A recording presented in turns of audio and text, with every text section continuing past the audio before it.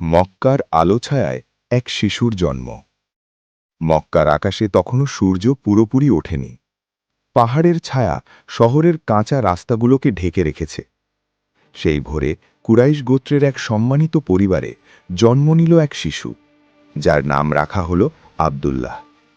পরবর্তীতে যিনি ইতিহাসে পরিচিত হবেন আবু বকর সিদ্দিক রাদিউল্লাহ নামে।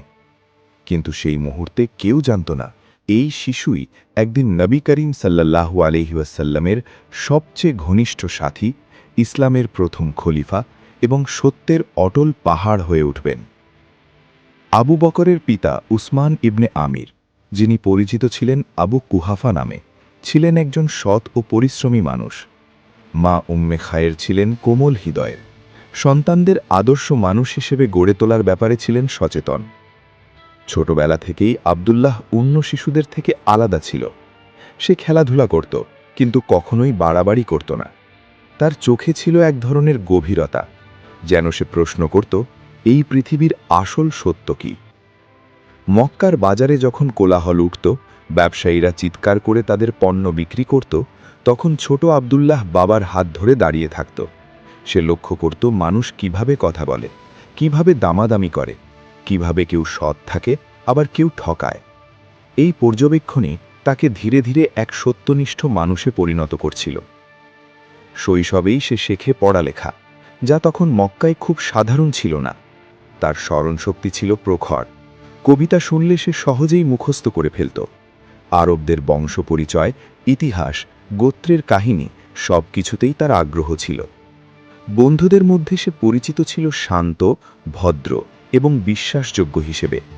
কেউ কোনো গোপন কথা বললে আব্দুল্লাহ কাছেই বলত, কারণ সে জানত এই ছেলে কখনো বিশ্বাস ভাঙবে না। যুবক বয়সে পা রাখতেই আবু বকর ব্যবসায় জড়িয়ে পড়েন। তিনি কাপড় ও বিভিন্ন পণ্য নিয়ে বাণিজ্য করতেন, কিন্তু তার ব্যবসার বিশেষত্ব ছিল এক জায়গায়: সততা। তিনি কখনো ওজনে কম দিতেন না, কখনো মিথ্যা বলতেন না। ধীরে ধীরে তার নাম ছড়িয়ে পড়ে, আবু বকরের সাথে ব্যবসা করলে ঠকতে হয় না। এই সুনামি তাকে মক্কার সম্মানিত ব্যক্তিদের কাতারে নিয়ে আসে। একই সময়ে মক্কায় আরেক যুবক বড় হচ্ছিল, মুহাম্মদ ইবনে আবদুল্লাহ সাল্লাল্লাহু আলাইহি ওয়াসাল্লাম। দুজনের বয়স কাছাকাছি ছিল, পথ চলা একে অপরের পাশে। তারা একে অপরকে চিনত, বিশ্বাস করত। আবু বকর জানতেন মুহাম্মদ সাল্লাল্লাহু আলাইহি ওয়াসাল্লাম কখনো মিথ্যা বলেন না, তাই মক্কার লোকেরা তাকে আল আমিন নামে ডাকত। আবু বকর গর্ব অনুভব করতেন এমন একজন মানুষের বন্ধু হতে পেরে। আবু বকরের হৃদয়ে মূর্তি পূজার প্রতি কখনো টান ছিল না। তিনি প্রশ্ন করতেন, যে পাথর আমি নিজ হাতে বানালাম সে কিভাবে আমার উপাস্য হতে পারে। এই চিন্তাই তাকে আলাদা করে তুলেছিল অন্যদের থেকে।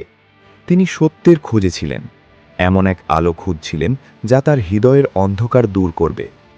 একদিন সেই আলো তার জীবনে এসে পৌঁছাবে, যখন মুহাম্মদ সাল্লাল্লাহু আলাইহি ওয়াসাল্লাম তাকে বলবেন আল্লাহর একত্বের কথা, নবুয়তের কথা।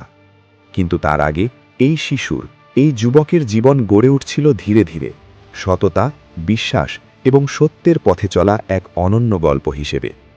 এই পর্বের শেষে মক্কার বাতাসে তখনও অজানা এক বিপ্লবের গন্ধ, আর সেই বিপ্লবের প্রথম সারির যোদ্ধা হতে চলেছেন সেই শান্ত, নম্র যুবক আবু বকর।